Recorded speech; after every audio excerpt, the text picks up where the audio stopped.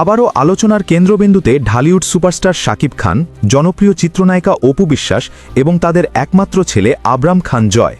সম্প্রতি বগুড়ায় অপু বিশ্বাসের দেশের বাড়িতে তাদের একসাথে দেখা যাওয়ার খবর ছড়িয়ে পড়তেই ভক্তদের মাঝে শুরু হয়েছে নতুন করে জল্পনা কল্পনা। বিশেষ করে বগুড়ার জনপ্রিয় বিনোদন কেন্দ্র শহীদ চাঁদনী উদ্যানে একসাথে সময় কাটাতে দেখা গেছে এই তারকা পরিবারকে। পার্কের সবুজ পরিবেশে ঘুরে বেড়ানোর পাশাপাশি এক ফ্রেমে বন্দী হয়েছেন তারা। সামাজিক যোগাযোগ মাধ্যমে ছড়িয়ে পড়া ছবিগুলোতে দেখা যায় ছেলে আবরাম খান জয়কে জড়িয়ে ধরে আছেন বাবা শাকিব খান, যেখানে ফুটে উঠেছে বাবা ছেলের গভীর ভালোবাসা। অন্যদিকে খুব কাছাকাছি অবস্থানে অপু বিশ্বাসকেও দেখা গেছে, যা নজর এড়ায়নি ভক্তদের। এই দৃশ্য যেন নতুন করে আলোড়ন তুলেছে ভক্তদের মনে। অনেকেই প্রশ্ন তুলছেন, তাহলে কি আবারও কাছাকাছি আসছেন শাকিব ও অপু? তাদের সম্পর্ক কি আবার আগের মতো স্বাভাবিক হতে চলেছে? যদিও এ বিষয়ে এখনও পর্যন্ত তারা কেউই আনুষ্ঠানিকভাবে কোনো মন্তব্য করেননি, তবুও নেট দুনিয়ায় চলছে নানান আলোচনা আর গুঞ্জন। কেউ বলছেন সন্তানের ভবিষ্যতের কথা ভেবেই হয়তো তারা আবারও একসাথে সময় কাটাচ্ছেন। আবার অনেকে মনে করছেন এটা হয়তো শুধুই পারিবারিক একটি মুহূর্ত, যার সঙ্গে সম্পর্ক পুনর্গঠনের কোনো ইঙ্গিত নেই। তবে যাই হোক, একসাথে তাদের এমন উপস্থিতি ভক্তদের মনে আশার সঞ্চার করেছে। হয়তো আবারও এক ফ্রেমে এক ছাদের নিচে দেখা যেতে পারে প্রিয় এই জুটিকে। সব মিলিয়ে শাকিব অপু জয়ের এই একসাথে সময় কাটানো মুহূর্ত এখন বিনোদন অঙ্গনের অন্যতম আলোচিত বিষয়।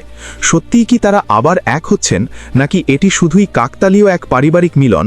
তার উত্তর জানার জন্য অপেক্ষায় রয়েছেন ভক্তরা। প্রথমেই জানতে চাইব অপু বিশ্বাসের কাছে, আপনার স্বামী শাকিব খানকে নিয়ে চারদিকে যে সমালোচনা চলছে, তা নিয়ে আপনি কি বলতে চান? আমার স্বামী শাকিব খানকে ঘিরেই তার কেরিয়ার, তার চাওয়া পাওয়া, কারণ প্রত্যেকটা মেয়ে তাদের স্বামীর কথার বাহিরে যায় না। আমিও তার ব্যতিক্রম কিছু করিনি। হয়তো আমি ব্যক্তি জীবনে একজন হয়তোবা নায়িকা, যেহেতু আমার সাথে শাকিবের যখন পরিচয় হয়েছে তখন একটি নায়িকার পরিচয়ের মধ্য দিয়ে পরিচয় হয়েছে, কিন্তু আমি সবসময় মনে করি স্বামী অলওয়েজ সে স্বামী, তার স্থান সবসময় উপরে। তার জন্য তার চাওয়া পাওয়া এবং তার যে কথাগুলো সবসময় আমি পালন করার চেষ্টা করতাম। কতটুকু পেরেছি বা পাচ্ছি এখন, বাট চেষ্টা করতাম যে ও কি চায় বা ওর ভালোটা কি, কিসে হয়, সেটা খুব করতাম।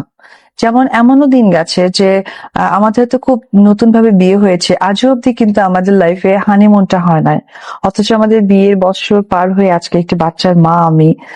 কখনো আমাদের হানিমুন করা হয়নি। তবে এটা না যে আমরা বিদেশে যাইনি, আমরা বিদেশেও গেছি, বেশ বড় বড় জায়গায় গেছি, অনেক দূরে দূরে গেছি, কিন্তু কখনোই আমাদের একা ওইভাবে থাকা হয়নি, একা ঘোরা হয়নি, নিজেদের মতো সময় স্পেন্ড করা হয়নি। এইটুকু স্যাক্রিফাইসও করেছি আমি আমার স্বামীর জন্যই। আর একটি কথা বলবো যে অবশ্যই দর্শকদের জন্য, কারণ আমরা যেহেতু শুরুতেই বিয়ে করে ফেলেছি আর আমরা দুজনে রোমান্টিক হিরো হিরোইন এবং আমাদের প্রতি দর্শকদেরও একটি আস্থা আছেন, আমরা এটাও চাইনি যে দর্শকরা একটুতেই কষ্ট পেয়ে যাক যে তারা কেন এই মুহূর্তে বিয়ে করে ফেললেন। আমার ছেলেকে একটি কথাই শুধু বোঝাবো এবং শেখাবো যে মানুষের জীবনে ভালোবাসা আসে, সেটাই মানুষ। যার জীবনে ভালোবাসা নাই সে কখনোই মানুষ না। বাট যদি কাউকে ভালোবাসো, কাউকে নিয়ে কিছু করতে চাও, কাউকে কমিটমেন্ট করো, কখনো ব্রেক করো না। এটা বললো আমার ছেলেকে।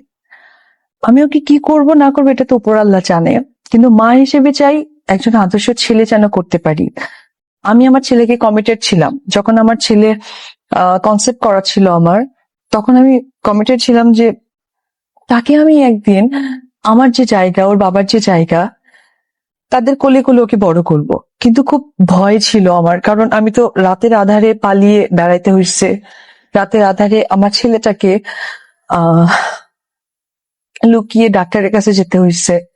সে কিভাবে হচ্ছে, কোথায় হচ্ছে আমি জানতাম না।